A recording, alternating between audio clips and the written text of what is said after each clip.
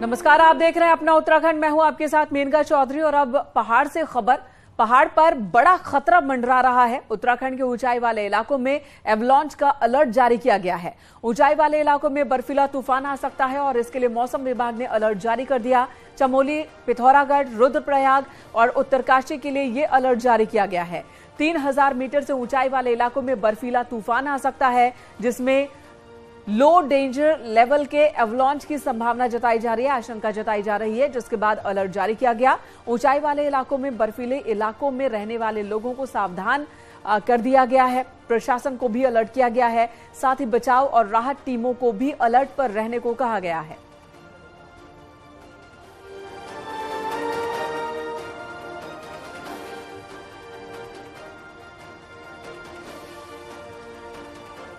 उत्तरकाशी में बर्फबारी के बाद कई दिन से गंगोत्री हाईवे बंद था। बर्फबारी के बाद बंद हुआ गंगोत्री हाईवे बीआरओ ने अब इसे पूरी तरह से खोल दिया है।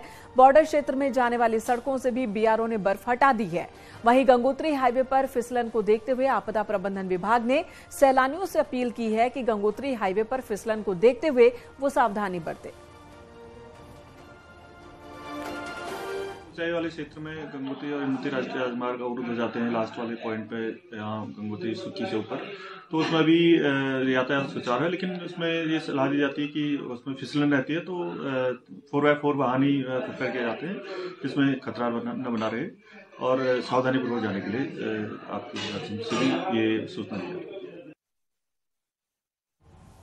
उत्तराखंड में जारी सीजन में मौसम में खासा बदलाव देखने को मिल रहा है। पहाड़ों में जहां इस बार बारिश और बर्फबारी नहीं के बराबर हुई है, कुमाऊं के अल्मोड़ा, पिथौरागढ़ और बागेश्वर में इस सीजन में काफी कम बारिश हुई है।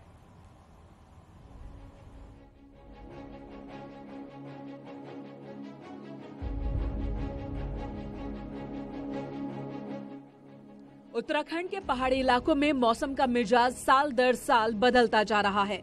हालात ये हैं कि सर्दियों में बारिश नहीं के बराबर हो रही है। मौसम की इस बेरुखी के कारण पहाड़ों में फरवरी में भी अधिकांश इलाकों में बर्फ नहीं गिरी है। इतना ही नहीं, जिन इलाकों में बारिश हुई है वहां भी बीते सालों के मुकाबले ये काफी कम रिकॉर्ड की गई। जीबी पंत संस्थान ने बुरांश के खिलने से पहाड़ के मौसम में आए बदलाव की स्टडी की है कि जो फ्लावरिंग का टाइम था वो पहले से करीब 90 दिन पहले वो फ्लावरिंग उसमें आने लग गया। तो उसका हमने कारण जब ढूंढा तो कारण हमने देखा कि उसका जो मीन मैक्सिमम जो टेम्परेचर है उसमें काफी अंतर आ गया है। तो ये संस्थान ने बीते 100 सालों में बुरांश के खिलने पर स्टडी की है। स्टडी में पाया गया कि समय के साथ बुरांश के खिलने का वक्त 3 महीने तक आगे जा चुका है। इसका कारण पहाड़ों में तापमान में हो रहा इजाफा है। इस सीजन में भी बुरांश सर्दियों में ही खिल गया, जिससे साबित होता है कि पहाड़ों में पारा लगातार बढ़ रहा है। बताया था बारिश तो कम हो रही है, और अगर हम पिछले 2 साल अगर अक्टूबर, नवंबर और दिसंबर के भी आंकड़े देखें तो 21 में अगर हम देखें तो अक्टूबर में लगभग 334 mm जो होती वर्षा हुई थी। लेकिन इस साल अगर हम देखें तो वर्षा कम हो गई है। पहाड़ों के मौसम में जिस तरह बदलाव देखने को मिल रहे हैं, उससे वहां की खेती और बागवानी पर भी असर पड़ रहा है। इतना ही नहीं, पेयजल स्रोतों पर भी संकट गहरा रहा है। अब वक्त रहते पर्यावरण संरक्षण के लिए ठोस कदम उठाए जाने की जरूरत है, नहीं तो इसकी बड़ी कीमत चुकानी पड़ सकती है। न्यूज़ 18 के लिए अल्मोड़ा से किशन जोशी के साथ पिथौरागढ़ से विजयवर्धन उप्रेती की रिपोर्ट। इधर केंद्र के बजट पर सीएम पुष्कर सिंह धामी ने प्रेस कॉन्फ्रेंस की। सीएम ने कहा कि मोदी सरकार का ये बजट मजबूत भारत का बजट है, जिसमें किसान, महिला, युवा, आदिवासी हर वर्ग का ध्यान रखा गया। सीएम ने कहा कि जहां 4 मेडिकल नर्सिंग कॉलेज उत्तराखंड में खुलेंगे, वहीं एक एकलव्य स्कूल भी राज्य में खोला जाएगा। सेंट्रल टैक्स में अब राज्य को 11,420 करोड़ रुपए मिलेंगे, जो अब तक सिर्फ 9,000 करोड़ रुपए ही मिला करते थे। नए टूरिस्ट डेस्टिनेशन डेवलप किए जाएंगे। वहीं लोकल प्रोडक्ट्स को बढ़ावा देने के लिए यूनिटी मॉल भी बनाए जाएंगे। वित्त मंत्री के भाषण में मोटे अनाज मड़ुआ का जिक्र हुआ, ये एक बड़ी बात है, सीएम धामी ने कहा। सीएम ने कहा कि उत्तराखंड को ग्रीन बोनस मिले, सरकार लगातार इसकी कोशिश में जुटी है और कई मीटिंग में खुद उन्होंने इस मुद्दे को उठाया है। जो 157 मेडिकल कॉलेजों के साथ कोलोकेशन में 157 नए मेडिकल जो नर्सिंग कॉलेज स्थापित किए जाएंगे। इससे जहां हमारे राज्य में भी जो हमारे 4 मेडिकल कॉलेज बने हैं, हरिद्वार, रुद्रपुर, अल्मोड़ा और पिथौरागढ़, इन 4 जगह पर हमको नर्सिंग कॉलेज भी मिलेगा। इसकी एक बड़ी सौगात हम लोगों के लिए भी होगी, उत्तराखंड राज्य के लिए। केंद्रीय बजट के बाद अब उत्तराखंड के बजट की बारी है। फाइनेंस डिपार्टमेंट इसे फाइनल टच दे रहा है। मार्च में पेश होने वाला राज्य का बजट रोजगार के लिहाज से आकर्षक हो सकता है, तो बाकी सेक्टर में भी नई संभावनाएं बन सकती हैं।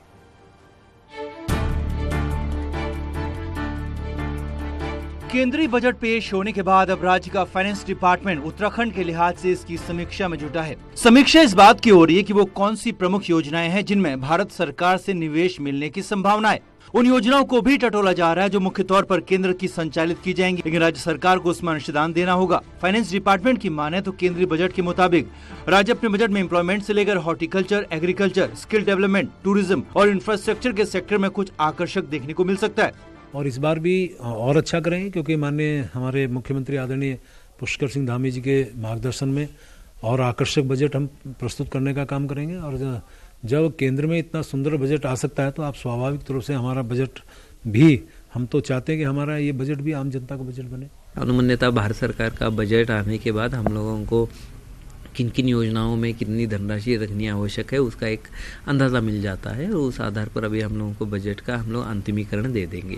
केंद्र ने ऑर्गेनिक फार्मिंग से लेकर tourism, infra development, skill development पर फोकस किया और राज्य सरकार इन पर ही ध्यान देकर केंद्र की योजनाओं का फायदा ले सकती है। सेंटर के बजट में बहुत सारी स्कीम्स ऐसी हैं जिनको कि हमें स्टेट बजट में इंटीग्रेट करना चाहिए। पर्टिकुलरली हमारे को organic farming, skilling, tourism, infrastructure. Uttarakhand का पिछला बजट 71,000 करोड़ का था। हर बार की तरह तब भी सैलरी, भत्ते और उधारी चुकाने में ही ज्यादातर खर्च हो गया। लिहाजा इस बार योजनाओं के लिए केंद्रीय बजट के मुताबिक की तैयारी की जा रही है। देहरादून से न्यूज़ 18 के लिए सुनील नवप्रभात की रिपोर्ट। अगर आपकी जमीन से जुड़ा कोई विवाद होता है तो आप सबसे पहले पटवारी के पास जाते हैं। उम्मीद होती है कि पटवारी जमीन की सही जानकारी दे देगा, लेकिन हल्द्वानी में कुछ ऐसा हुआ कि पटवारी अपनी ही जमीन की जानकारी 4 साल तक नहीं दे पाया, जिसकी वजह से एक बहुत ही महत्वपूर्ण रोड कई साल तक फंसी रही।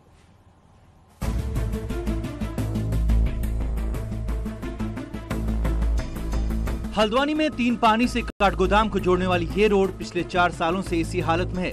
फॉरेस्ट डिपार्टमेंट 4 साल से इस रोड पर अपना हक जमाता रहा, लेकिन लंबी कश्मकश के बाद पता चला कि रोड असल में फॉरेस्ट की नहीं बल्कि राज्य सरकार की है। अब डीएम रोड का निर्माण शुरू होने का दावा कर रहे हैं। जब हम लोगों ने मीटिंग करवाई तो उसमें स्पष्ट हो गया कि वो रेवेन्यू की लैंड है, वो नोटिफाइड रोड नहीं है, तो उसमें कार्रवाई अब शुरू हो गई है। छपान की कार्रवाई अब चल रही है, तो अब वो उसमें कोई दिक्कत नहीं है। इस रोड के खराब होने से पिछले 4 साल में कई बड़ी दुर्घटनाएं हो चुकी हैं, लेकिन बावजूद इसके न कोई पटवारी, न ही कोई अमीन और न ही कोई जमीन का जानकार यहाँ पता लगा पाया कि असल में जमीन है किसकी, जिसका खामियाजा जनता को भुगतना पड़ा। हल्द्वानी से न्यूज़ 18 के लिए शैलेंद्र नेगी की रिपोर्ट।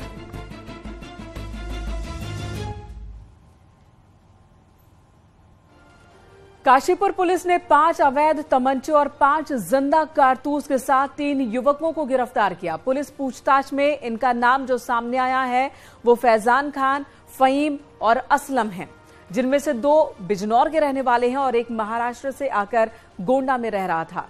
तीनों आपस में दोस्त हैं। इनमें असलम मुंबई से खिलौने बेचने अफजलगढ़ आया था, जिसने यूपी से सस्ते दामों पर तमंचा खरीदकर मुंबई में जाकर ऊंचे दामों पर बेचा और मुनाफा भी कमाया। तीनों में ये मुनाफे बांट दिए गए। मुनाफे के लालच में आकर तीनों बिलासपुर के एक शख्स से 5 तमंचे खरीदकर बिजनौर जा रहे थे और तभी पकड़े गए।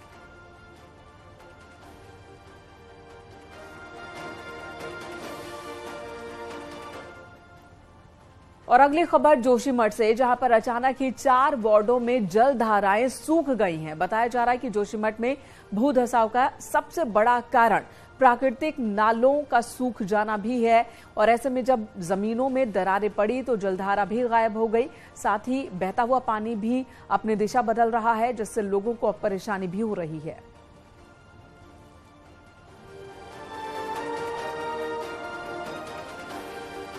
यहाँ पे जो है ये पानी का धारा जो सूख गया है, इससे बहुत से लोगों को बहुत सी परेशानियां हो गई है। जैसे होटल वाले भी सीजनों में यहाँ से पानी ले जाते हैं और बहुत से इधर उधर रहने वाले किराएदारों को भी दिक्कत होती है। वो लोग कपड़े धोने के लिए, पीने के लिए, नहाने के लिए यहाँ पर आते थे और हम लोगों को खुद यहाँ पर 24 घंटे इस पानी की आवश्यकता पड़ती और हम तो बहुत निराश हो चुके हैं।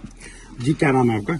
मेरा नाम सुधीर हिंदवाल है और मैं वार्ड नंबर 4 का रहने वाला हूँ जी। और मैं ये बताना चाहता हूँ कि लगभग मेरी उम्र 35 साल है और इसके बाद मैं तो इसको बचपन से ही देख रहा हूँ, इस धारे को देख रहा हूँ और हम लोग यहाँ पे पूजा करते थे, हर चीज करते थे। तो जोशीमठ में कुछ तो है जो बहुत गड़बड़ हो रहा है। लगातार जांच टीम अपना काम कर रही है और इसी बीच भूधसाव को लगभग 1 महीने हो चुके हैं। इस बीच लगातार राहत और बचाव का काम भी चल रहा है। प्रशासन प्रभावित परिवारों के लिए हर संभव सहायता मुहैया करा रहा है। जगह जगह राहत शिविर भी खोले गए हैं। प्रभावितों के लिए लगातार सामग्री वितरित की जा रही है। जोशीमठ के तमाम इलाकों में रह रहे लोगों के लिए सरकार की ओर से मदद के दावे किए जा रहे हैं। जोशीमठ में आई आफत को आज ठीक 1 महीना हो गया है। 2 जनवरी से ही जोशीमठ के विभिन्न इलाकों में दरार पड़नी शुरू हुई।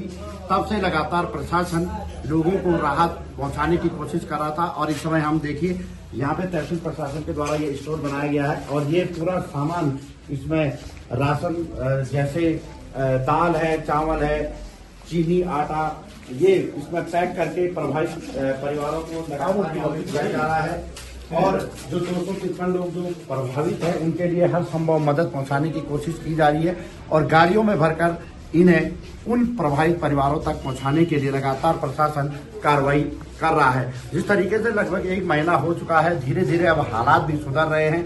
हालांकि कोई नए इलाकों में दरार नहीं पड़ी है, लेकिन 4 वार्ड अभी भी प्रभावित है। वहां पे लगातार प्रशासन लोगों को व्यवस्था दे रहा है और सरकार भी अब ये कह रही है कि 10 फरवरी को जब कैबिनेट की बैठक होगी उस पर सबकी नजर है और हो सकता है कि उस कैबिनेट बैठक में जोशीमठ के मुआवजे पर भी बात हो जाए। नितिन शर्मा, न्यूज 18, जोशीमठ। हरिद्वार में सैकड़ों की संख्या में बुजुर्ग वानप्रस्थ जीवन शैली अपना रहे हैं, आध्यात्मिक चिंतन कर रहे हैं। यहाँ ज्वालापुर क्षेत्र में करीब 100 साल पुराना वानप्रस्थ आश्रम है। हिंदू धर्म की वानप्रस्थ जीवन धारणा को जीवंत रखे हुए है ये आश्रम।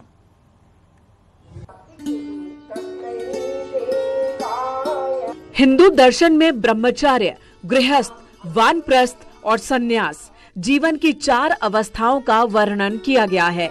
हरिद्वार का वानप्रस्थ आश्रम विलुप्त हो चुकी वानप्रस्थ जीवन शैली से परिचय कराता है। इस आश्रम की कुटिया में 300 से ज्यादा बुजुर्ग रहते हैं और रिटायरमेंट के बाद आध्यात्मिक चिंतन करते हुए अपने जीवन को नई दिशा दे रहे हैं। जब व्यक्ति पुत्र के पुत्र का मुंह देख लेता है तो फिर वो वन की ओर प्रस्थान करता है, उसे कहते हैं वानप्रस्थ। अब वन की ओर जाने का मतलब तो ये होता है कि वन में जाएं, हम जंगलों में जाएं, वहाँ पर झोपड़ी बनाएं, टेम्परेरी अपनी वहीं पर व्यवस्था करें। वानप्रस्थ आश्रम में रहने वाले बुजुर्ग यहाँ निराश्रित होकर नहीं रहते, बल्कि इनमें से ज्यादातर बुजुर्ग संपन्न परिवारों से आते हैं और अपनी पारिवारिक जिम्मेदारियां पूरी करने के बाद बच्चों की सहमति से वानप्रस्थ जीवन शैली को अपना रहे हैं। जो वानप्रस्थ का एक उद्देश्य होता है कि सारी जिम्मेदारियों से मुक्त होने के बाद यहाँ जो भी साधक आते हैं ईश्वर भक्ति में और अपना अगला जन्म सुधारने के लिए यहाँ आते हैं, ईश्वर भक्ति के लिए। बच्चों की जो यहाँ आते हैं उनमें बच्चों की ही ज्यादातर सहमति है। और दूसरी बात है, अपने उत्थान में अगर राष्ट्र की, बच्चों की या किसी अन्य विशेष की असहमति भी हो तो अपना बोला उत्थान करना चाहिए कि नहीं करना चाहिए। आर्य समाज के संत महात्मा नारायण स्वामी ने साल 1928 में हरिद्वार में व्यवस्थित ढंग से वानप्रस्थ आश्रम बनवाया था। ये एक साधारण वृद्धावस्था आश्रम नहीं है, बल्कि यहाँ रहकर बुजुर्ग ध्यान और अध्ययन के जरिए अपनी आध्यात्मिक चेतना को बढ़ाते हैं। तो रिटायरमेंट के बाद लोग सोचते हैं कि एक ऐसी जगह हो जहाँ हमें शांति भी मिले और वातावरण अच्छा हो, तो इसलिए कुछ लोग रिटायरमेंट के बाद यहाँ आके अपना रहना चाहते हैं। ये एक वृद्धाश्रम नहीं है, एक आर्य समाज संस्था है। यहाँ सुबह शाम हवन होता है। वानप्रस्थ शब्द का अर्थ वन की ओर प्रस्थान करना होता है। हिंदू धर्म की प्राचीन परंपराओं में वानप्रस्थ जीवन शैली को अपनाने का वर्णन मिलता है। ऐसे में हरिद्वार का अनूठा वानप्रस्थ आश्रम प्राचीन धारणा को आज भी जीवंत रखे हुए है। न्यूज़ 18 के लिए हरिद्वार से पुलकित शुक्ला की रिपोर्ट।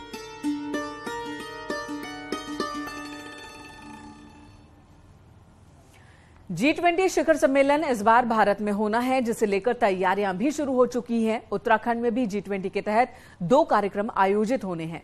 ऋषिकेश स्थित आनंदा इन हिमालयन नरेंद्र नगर और GMVN के साथ परमार्थ निकेतन में कार्यक्रम का आयोजन होगा, जिसमें कई देशों से तकरीबन 120 डेलीगेट्स पहुंचने वाले हैं। डीजीपी अशोक कुमार का कहना है कि सुरक्षा सबसे बड़ा मुद्दा है, इसे लेकर उत्तराखंड पुलिस पूरी तरह से तैयार है। स्पेशल फोर्स के साथ ही ट्रैफिक प्लान को भी दुरुस्त किया जाएगा। हमारी पूरी तैयारी सुरक्षा की, जो भी इंटरनेशनल नॉर्म्स हैं, हर तरह से जो भी मेहमान आने वाले उनका पूरा ख्याल रखा जाएगा और पुलिस की ओर से विशेषकर सुरक्षा और ट्रैफिक उसकी पूरी तैयारी की जा रही है। विशेष कोई फोर्स की व्यवस्था भी की जा रही है? ऑब्वियसली सब स्पेशल व्यवस्थाएं होंगी। सब 4 धाम के लिए आपने कई प्रकार की यात्राओं के बारे में सुना होगा, लेकिन कला और संस्कृति को लेकर यात्राओं के बारे में शायद ही सुना हो। पेशे से डांसर दिल्ली के अनंत इसी को जानने और समझने के लिए पद यात्रा पर निकले हैं।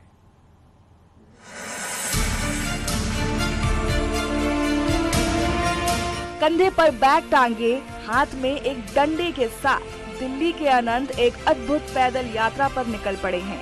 मैदानी इलाकों से सफर करते हुए अनंत अब उत्तराखंड के बागेश्वर पहुंचे हैं। अनंत पूरे भारत के साथ नेपाल और भूटान में भी पदयात्रा करेंगे। इस सफर के दौरान वो स्थानीय लोगों से मिलेंगे और वहां के रहन सहन, खान पान, कला, संस्कृति और इतिहास की जानकारी जुटाएंगे। मैं भारत के जितने भी डांस की विधाएं हैं उनको कलेक्ट करूं, सीख लूं और उसको सोशल मीडिया के माध्यम से लोगों तक पहुंचा पाऊं। और चलने का जो आइडिया है वो एक मूवी है फॉरेस्ट गंप, मैंने वो देखा और उससे काफ़ी मैं प्रेरित हुआ और उसके बाद मैंने डिसाइड किया कि मैं वॉक करके ये जर्नी करने वाला हूँ, जिसमें ज़्यादा से ज़्यादा लोग और छुपे हुए गाँव को भी मैं ढूंढ पाऊँ, खोज कर पाऊँ उनकी। बागेश्वर पहुँचने पर अनंत को स्थानीय निवासियों का पूरा सहयोग मिल रहा है। अनंत की इस हैरत अंगेज यात्रा के फैसले पर उनके परिजन और करीबी दोस्त भी काफी हैरान थे, लेकिन आज सभी लोग उनका हौसला बढ़ा रहे हैं। इस यात्रा में उन्हें 14 साल से अधिक का समय लगने वाला है। भारत यात्रा पे निकले हुए हैं, उनका नाम है अनंत कुमार और मेरे लिए बहुत एक शौक था कि मतलब वो भारत घूम रहे वो पैदल। जब उन्होंने बताया तो मैं बहुत समझ नहीं पाया कि क्या बोला उसने, बट उन्होंने कर दिखाया। अभी वो 1500 किलोमीटर चल चुके हैं। कला और संस्कृति को जानने और समझने के लिए अनंत की ये यात्रा प्रेरणादायक है, जिससे अपने देश की अलग अलग संस्कृति को समझा जा सकता है। न्यूज़ 18 के लिए बागेश्वर से सुष्मिता थापा की रिपोर्ट।